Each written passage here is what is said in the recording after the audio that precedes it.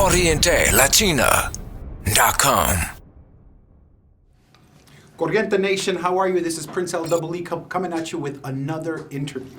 Today we're talking about strange magic. That's right.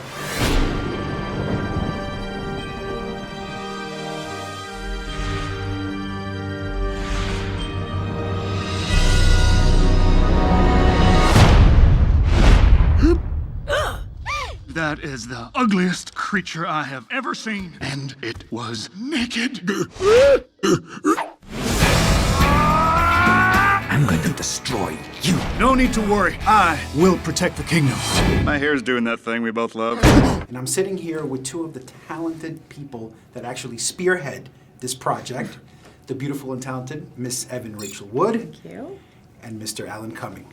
Now, right off the bat, the movie lives up to its title because it's strange yet magical. But you guys make that happen. And with your She's characters... strange and I'm magical. Yeah. She's the strange and magical? Well, I don't know about that. But let's just say your characters, although on opposite ends, for some reason, there's an edge to you both that sort of has a... You guys have common ground. And I was wondering if you can elaborate a little bit more on what you thought when you read the script and said, oh, this is who I'm playing?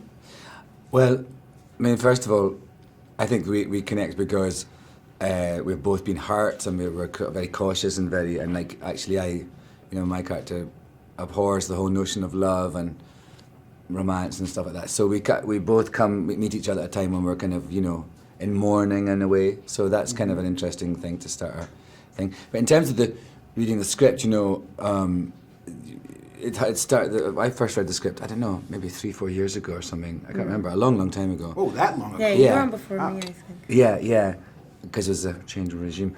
And it's brutal in the animated world. Oh, brutal. Yeah, I can imagine. No, but so you read the script in a kind of a different way. It's not like you have the end product and then you think, okay, it actually changes and you have some input, but then they go away and work on it and come back to you. And sometimes the story changes quite radically from time to time that you actually record. So I quite like that though. You have to keep you on your toes. Mm-hmm.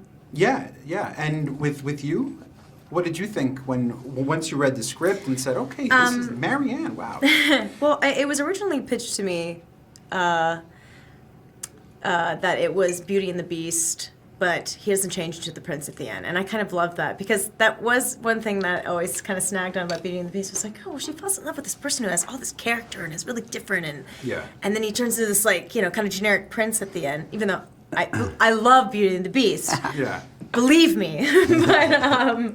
but I kind of liked that they were kind of taking that and turning it on its head. And that most of the characters in this are not like the classic fairy tales. Like the fairy princess is very rebellious and very independent, and she's sworn off love. The Prince Charming is kind of more of the villain, and the Listen, I don't have virgin ears, so unleash. And Alan's character, which seems very scary and intimidating for us, is actually the one who's the most kind of kind-hearted and sensitive. Nice. Now, with both dialogue and singing, how do you keep that character in your head while you're in the studio in terms of living it, both dialogue and singing?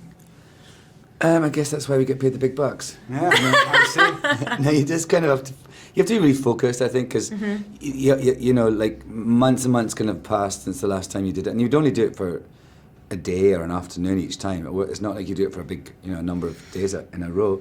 So for me, it's partly remembering what I did last time because it's such a long time ago. And sometimes they would send the songs that we'd recorded before if we were going to work on them again, and that was quite good. But it was just this thing of going back to that place and kind of being really incredibly focused and in the moment about it. Yeah, and sometimes it's not about singing the songs perfectly because you have to remember they're telling the story, so you have to act them at the same time, and you might be having a sword fight in the middle of the number, or who knows.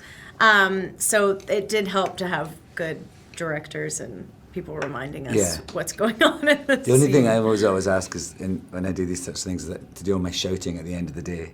Oh, yeah. Because you do lots of whoa, and that always you get really hoarse. Great, and there you have it. So, Strange Magic, January 23rd. Go out and watch it. Thank you.